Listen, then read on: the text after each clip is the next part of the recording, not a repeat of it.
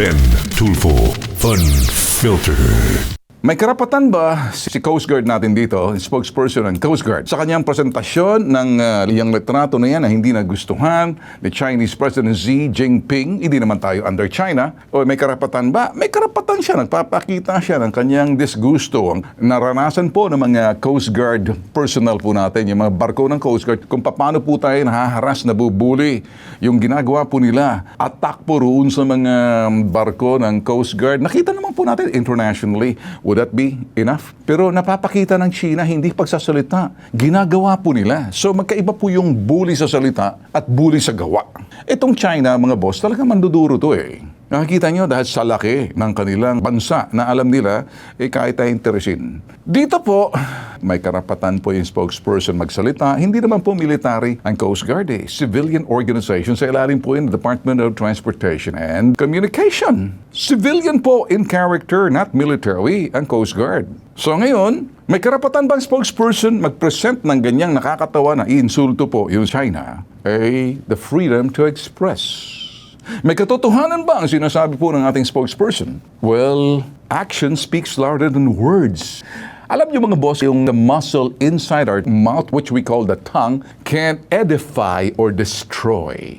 Pwede pong makasira, or ito'y papuri, or paninira, or pangungutya, pambubulsit. Verbally, you're being abused. Well, physically, you're being abused. We are physically abused and being bullied by the Chinese Coast Guard nila dyan sa West Philippine Sea. Like it or you don't. Fact. We are being bullied by the Chinese Coast Guard sa West Philippine Sea. Kung anong ginagawa, aggressive bullying and tactics. Ramming our ship. Binabangga po yung ating Coast Guard ship. Kung anong pinagagawa po na dahil malaki po sila. Matindi po. Sinahabol nila, parang pinalalayas ka sa lugar na yan. Bullying po yun. So, doon sa parting to, ang magagawa lang natin dahil wala naman tayong kapabilidad, magsalita. At least, kumakasa ka sa salita. May karapatan po yung ating Philippine Coast Guard. Magpahayag po ng kanyang sentimiento, frustration, kabuisitan. Hindi po doon sa mga akusasyon ng ating Philippine Coast Guard, bagkus sa kalang nararanasan doon sa West Philippine Sea. Wala naman tayong magawa kundi mag-file ng diplomatic protest. May nangyayari ba? All the diplomacy ginagamit mo, to which I think it's important kasi hindi po rin tayo pwedeng kutsain natin. Baka pag pinatulan tayo, iba yung consequence niyan. So, okay lang kung medyo salita sa salita. Buisitan tayo. Buisitan to the max. Inisan tayo. Ang buisit, ang pikon ay talo. Pero hanggang ganun lang, mapikon ka na mapikon. Pero iba na yan, pag naging physical, iba na po yan. Sana wag mapunta riyan.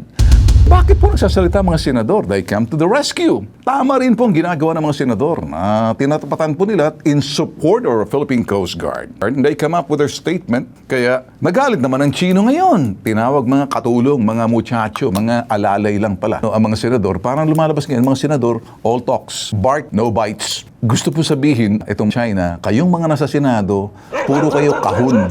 Kahon lang kayo ng kahon. Parang ganun ang gustong sabihin ng mga China sa mga senador po natin. Ginagawa naman ng mga senador, pero ang trabaho ng senador, teka muna. Tagapagtanggol ba ang senador doon sa ginagawa ng ating mga ehekutibo, particular ang Coast Guard natin, civilian organization sa ilalim ng DOTR? Hindi ba dapat unang magsasalita yan? Wala naman tayo nakita sa DOTR. Okay lang, hindi man ginamit yung official Facebook page ng Coast Guard para birahin, para pagtawanan, lagyan ka ng caricature. Facebook page mo niyan eh. Nandiyan, narinig yung kapatid ko si Erwin Tulfo, nagsalita, si Hontevero, sila Kiko Pangilinan, and the rest of the other senators, of course, rallying behind the Coast Guard. Tanong, may karapatan ba sila mag-rally? Yeah, pero ano bang magagawa nila sa kanilang nalalaman? Hanggang salita rin na ba sila? Para mga asong, kumbaga, pag kahulang isa, kahulan din yung iba. Di ba? Ang problema, hanggang kahulang ba kayo? The job of the Senate is not, to bark. Go ahead and bite. It's not a question of how much you know and how what you say. It's a question of what you can do with what you know, what you're saying. Walk your talk and walk the walk. Stop talking. Inuna ko po yung Tulfo, Inaakusahan kami. Dynasty. Bago-bago pa lang. But then again, wag na po kayo tumingin doon kasi sa itaas, baka sabihin ko sa'yo, ikaw toll-fee ka eh. Ang tinawag nga sa akin, toll-fee fanatics eh. Hindi po ako kasama dun sa toll-fee fanatics, bitag po ako eh.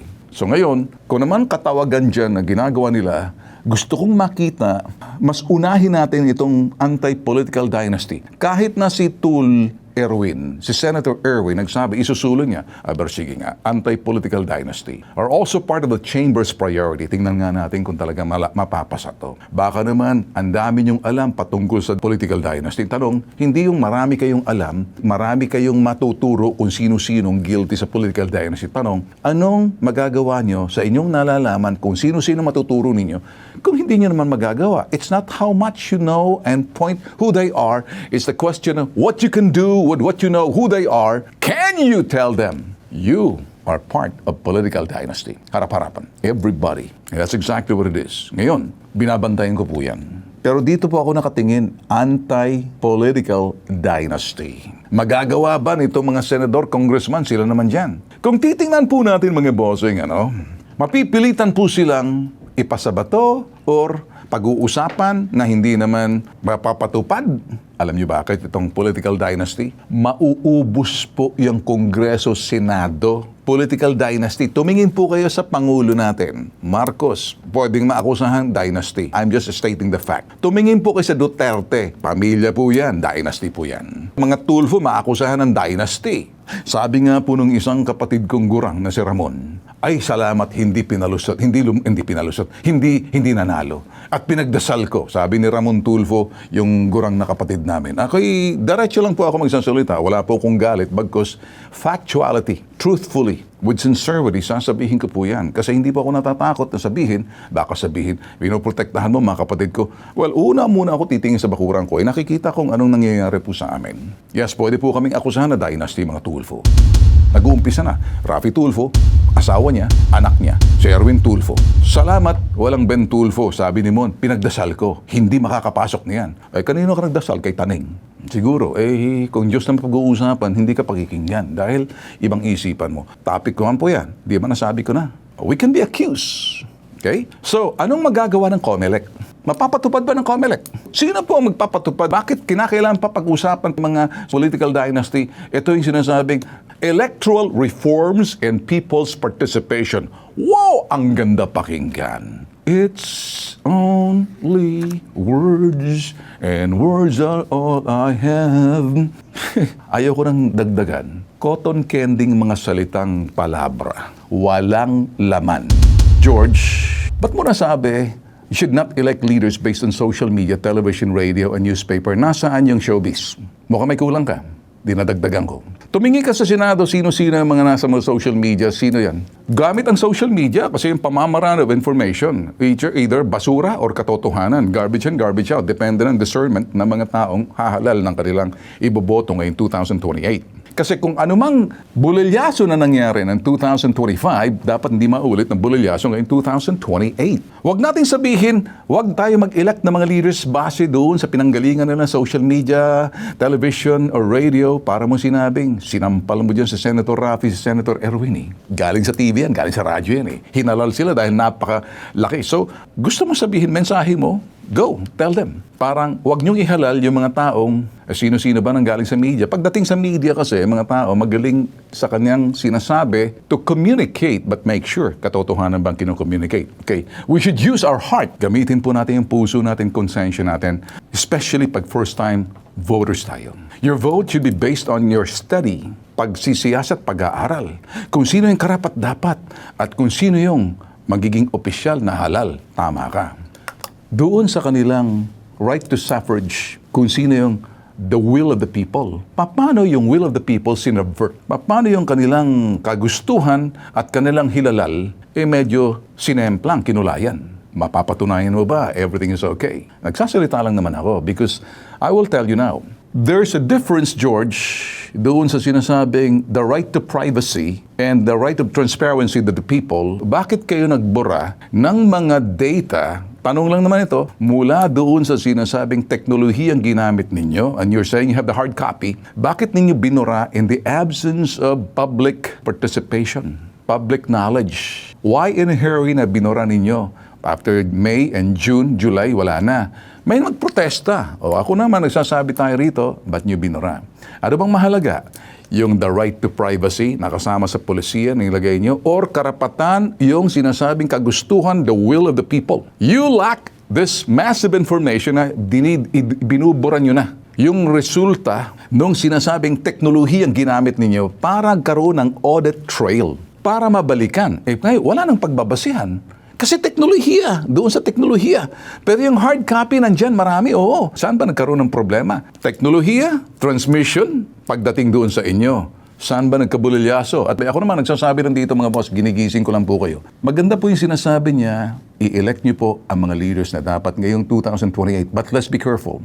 Let's be more educated in terms of how the process, the dynamics na ang tao magbabantay doon sa sinasabing teknolohiyang gamit natin. Miro, yan pong nabili natin. Nagkaroon ba tayo ng mga post-election analysis to question the integrity of the process? Hindi ko sinasabing to question the integrity and the technology being used. Ako po yung nagsasalita, ginagamit ko lang pong aking pagiging mamahayag.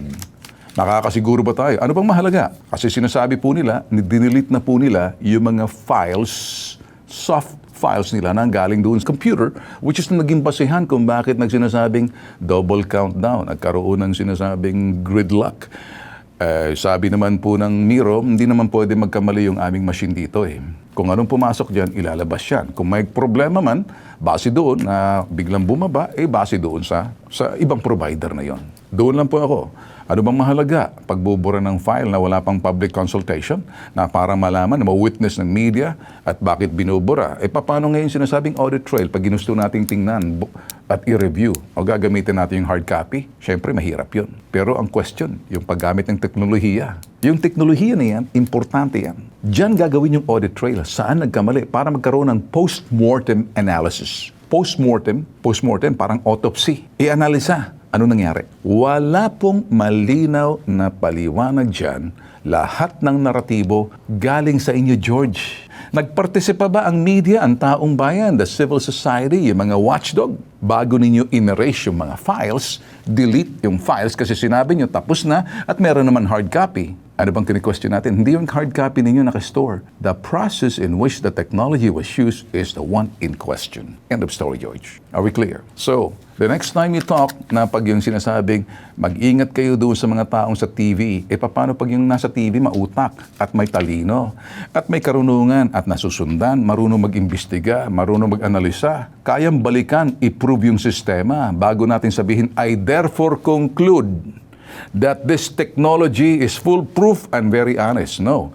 If you start saying, I therefore conclude, we must be able to do the same process again and again to prove that you say, I therefore conclude there's an integrity. Maniwala kayo rito. Tama po yung ginagawa namin. Sino magsasabi niyan? Kayo? Do not subvert the will of the people in terms of people's participation.